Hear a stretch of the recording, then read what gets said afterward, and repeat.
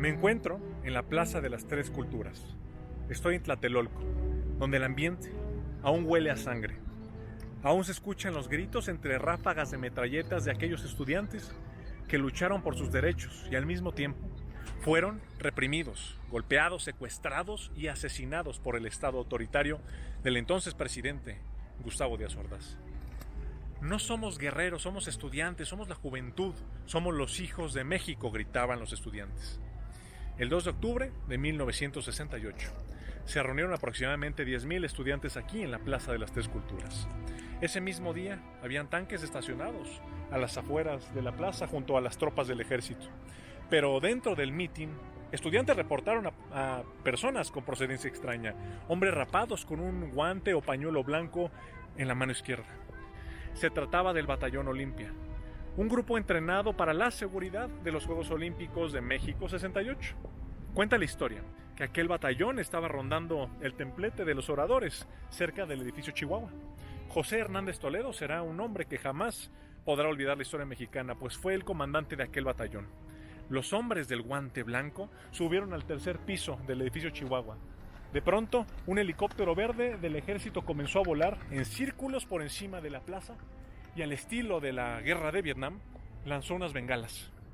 Segundos después, el batallón Olimpia comenzó a disparar al azar a la muchedumbre desde el tercer piso, desde el edificio Chihuahua. Los estudiantes, al percatarse de que eran balazos, se tiraron al suelo, buscando cubrirse de las balas para salvar sus vidas.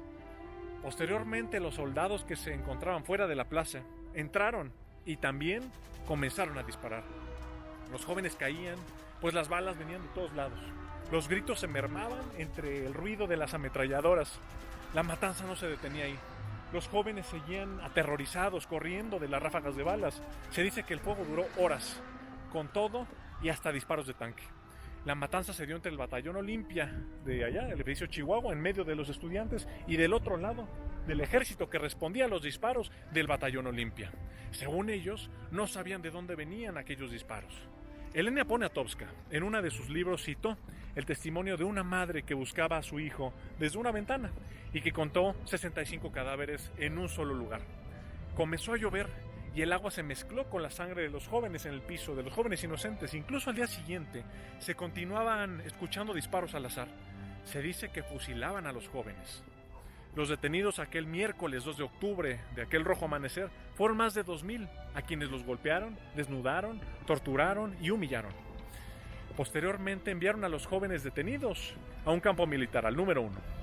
Desde Los Pinos se fraguó la clara consigna de no dejar huella alguna de la matanza. Las líneas telefónicas y la luz dejaron de funcionar. El ejército también impidió el acceso de las ambulancias aquí a la plaza. Díaz Ordaz decía que habían muerto solamente 40 personas entre militares y alborotadores. Toda la plaza estaba teñida color rojo, llena de sangre, y el olor a muerte era contundente. Incluso Octavio Paz, premio Nobel de Literatura, expresó que no era casualidad la caída de los jóvenes aquí en Tlatelolco, pues aquí se encuentra el templo azteca El Teocalli, o sea, aquí donde se hacían sacrificios humanos. Cuando el presidente Lázaro Cárdenas se enteró de aquella matanza, no podía creer que los soldados de la revolución y los rifles revolucionarios usaran sus rifles en contra de su propia juventud. Un año más tarde, el 1 de septiembre de 1969, durante el quinto informe de aquel hombre, Gustavo Díaz Ordaz, expresaría los acontecimientos del día 2 de octubre diciendo, y cito: "Asumo íntegramente la responsabilidad personal, ética y social, jurídica, política e histórica aquellos sucesos del gobierno en relación con el año pasado", es decir, 68, y cierro cita. En 1977, Gustavo Díaz Ordaz fue nombrado embajador de México allá en España, y durante una conferencia de prensa donde se tocó el tema del 68, respondió a regañadientes, con golpes en la mesa y expresando su orgullo explícito de los sucesos de aquí, de 1968, donde, según él, sirvió y salvó al país.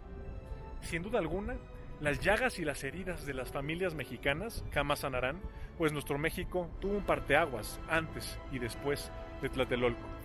Recordemos con honor y agradecimiento a aquellos jóvenes que sacrificaron sus vidas en búsqueda de la libertad, aquel rojo amanecer que sin duda es y será un capítulo muy oscuro y triste de la historia nacional. 2 de octubre, no se olvida.